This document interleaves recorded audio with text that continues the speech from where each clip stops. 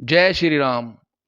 आप देख रहे हैं दैनिक रुड़की और आज हम आ पहुंचे हैं फिर से आचार्य अनिल शास्त्री जी के आवास पर। और आज हम बात करेंगे उनसे कि जो होली का पर्व आ रहा है, रंगों का त्योहार है, वो आप किस तरह से बनाए और इसके बारे में क्या कहना चाहेंगे। आचार्य शास्त्री, हम जानेंगे उनसे कि जो 6 और 7 तारीख का लोगों के मन में चल रहा है प्रश्न कि भाई 6 को बनेगी जलाने वाली होली, जो होली का दहन कहा जाता है, जिसे कहा जाता है, या 7 तारीख को, उसके बारे में जानकारी लेंगे।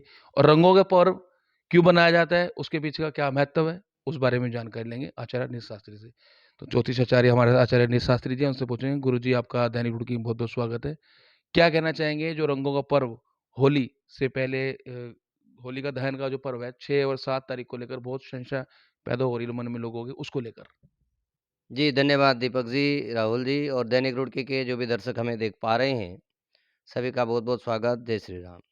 देखिए, यह प्रश्न सार्वभौमिक है, सभी का रहता है कि 2 दिन का जो पर्व आता है, कई लोग इसमें प्रश्न चिन्ह भी लगाते हैं और पूछते भी हैं कि पहले जो है हमारे एक ही पर्व होता था, अब 2 हो रहे हैं। देखिए, हर एक पर्व की अपनी मान्यता है।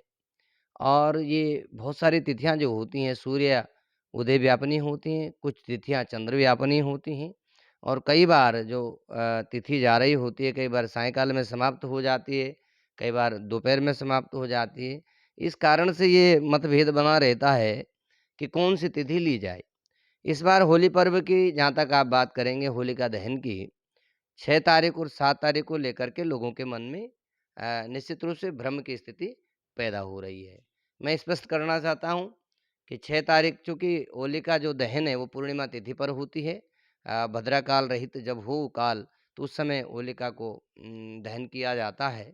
और इस बार जो पूर्णिमा का तिथि है, पूर्णिमा तिथि 6 तारीख में शाम को 4 बजे के बाद प्रारंभ हो रही है, जो कि 7 तारीख को लगभग 6 बजकर 9 मिनट तक रहने वाली है।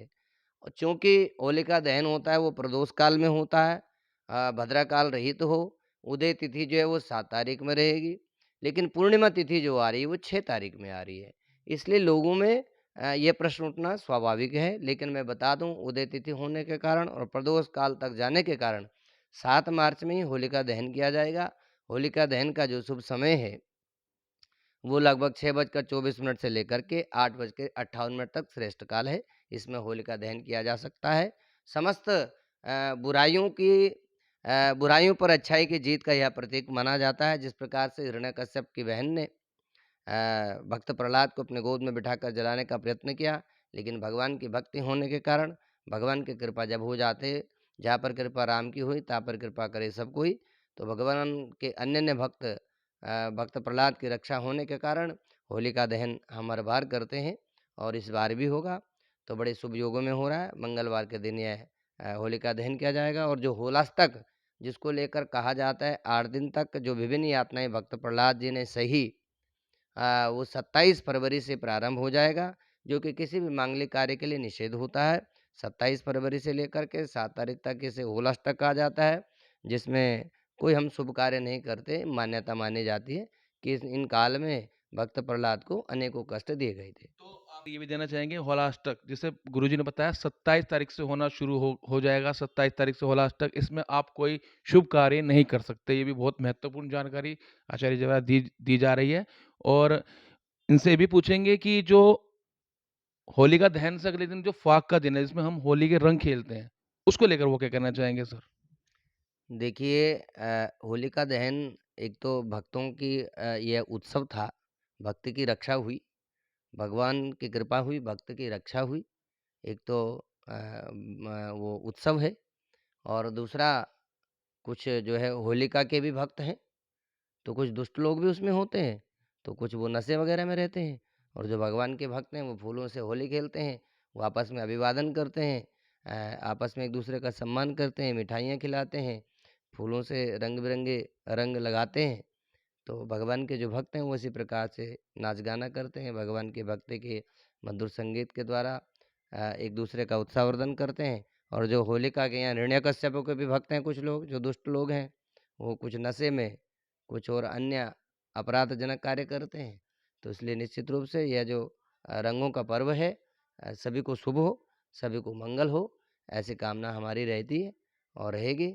चूँकि हमारा कोई भी जो पर्व होता है, तीज त्योहार होता है, वो एक-दूसरे से जोड़ने का कार्य करता है, आपसी सद्भाव को बढ़ाने का कार्य करता है और होलिका भी इसी श्रृंखला में से एक है। तो हमारे यहाँ बड़ा ऋतु परिवर्तन भी होता है और जो गर्मी का आगमन भी हो जाता है, शरद ऋतु चली जाती है और यह आगमन होता है, ऋतु परिवर्तन, खान-पीन का भी ध्यान रखें जाए इसमें और पूजा-पाठ का विशेष ध्यान रखें, एक-दूसरे के काम आएँ। यही होली का संदेश है। तो आचार्य अनिल शास्त्री ने बताया कि जो लोग होली के पर्व को रंगों से मनाते हैं, उनके लिए भी अच्छा है और जो लोग इस तरह के नशाखोरी करते हैं या फिर इस हुड़दंग मचाते हैं, उन लोगों को भी इस तरह के त्योहारों पर इस तरह के कार्य नहीं करने चाहिए, भाईचारे का संदेश देना चाहिए, आपस में मिल-जुल के रहना चाहिए। साथ ही गुरुजी ने सही जानकारी सभी भक्तों तक पहुँचाई।